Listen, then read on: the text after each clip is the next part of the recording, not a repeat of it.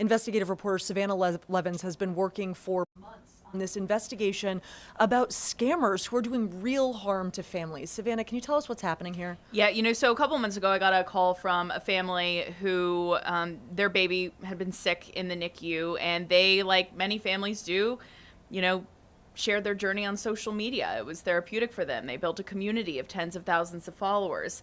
But then scammers stole those videos and tried to make money off of them. And that's when they called us. So let's watch that original story.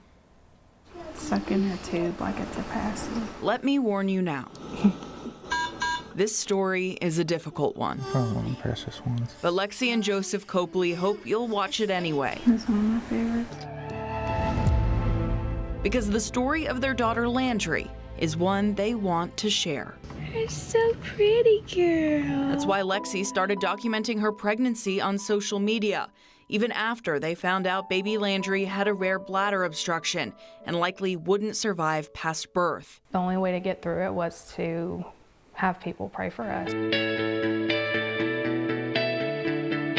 Lexi's follower count grew, and so too did her faith when Landry was born at 3.2 pounds, alive. She was the smallest baby in Children's South Carolina to be on kidney dialysis.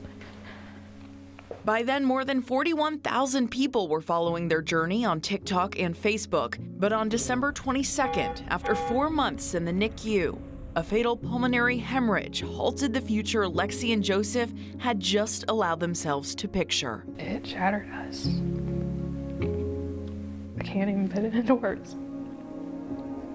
Another blow came just 2 days later. A random person on TikTok had sent me like a message request, and it said, hey, I think someone's like pretending to be you and posting your child. It's been brought to my attention that someone is posting my child.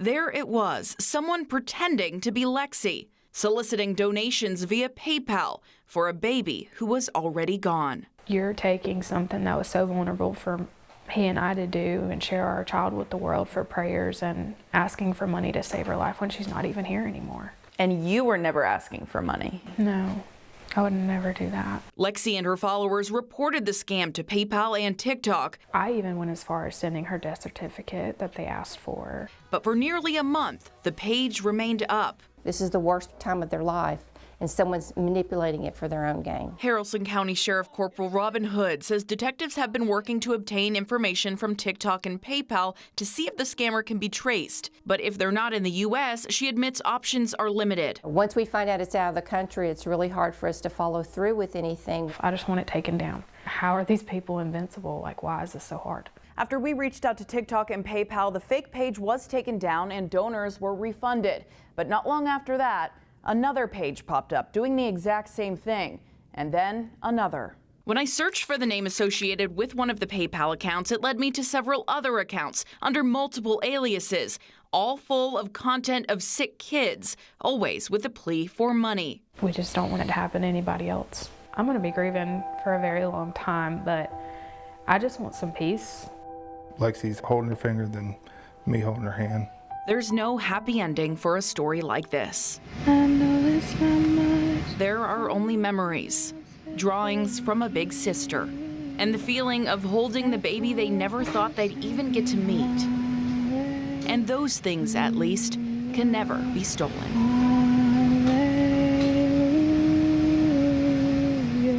In Temple, Savannah Levins, 11 Alive News.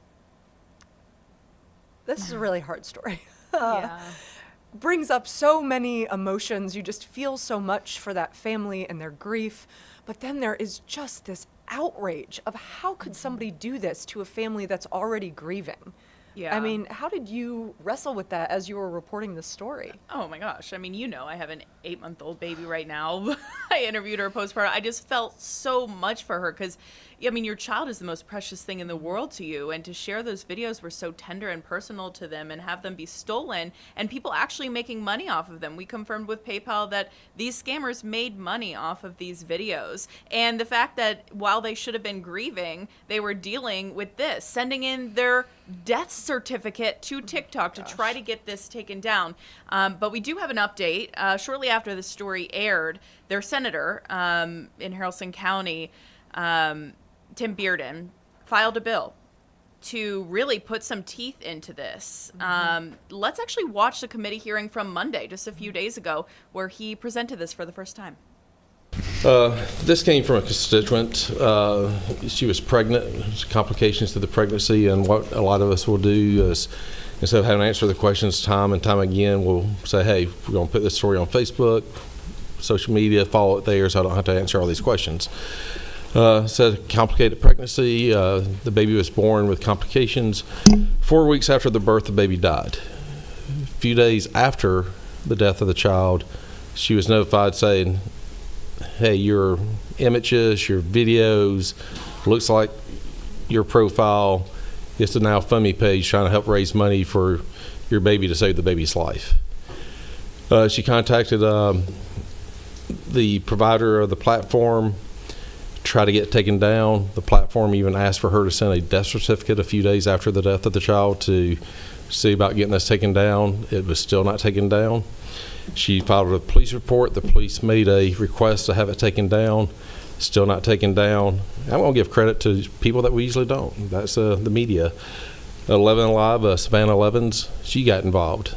And because of her work, it was able to come down.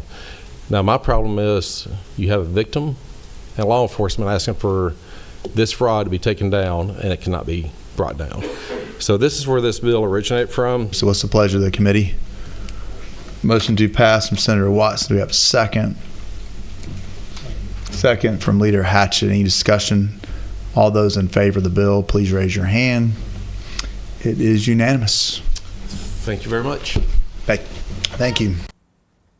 So let me go over kind of the main tenets of this bill. First and foremost, it would create the offense of digital identity fraud, which has never existed, still does not exist now. It would make it a felony, not just a misdemeanor, with fines up to $500,000 and imprisonment for no less than a year. As of right now, this is just a misdemeanor with potential fines.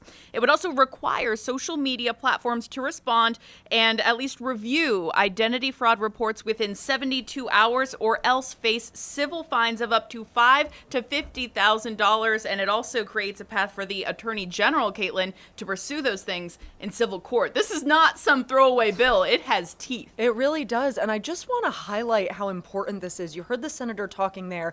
He said this grieving family is asking for it to be taken down. Law enforcement is asking for it to be taken down. And the platforms don't remove this fraudulent content until you get involved. I mean, that is infuriating. Yeah, and I hated that it had to be us stepping in that finally got this done. That shouldn't be the case. I talked to Lexi just about an hour ago, and she said that she hopes that, this could mean a huge difference for future families who might be dealing with something like she did. Yeah, such important reporting. Thank you so much, Savannah, for all you did on this case. We really appreciate it.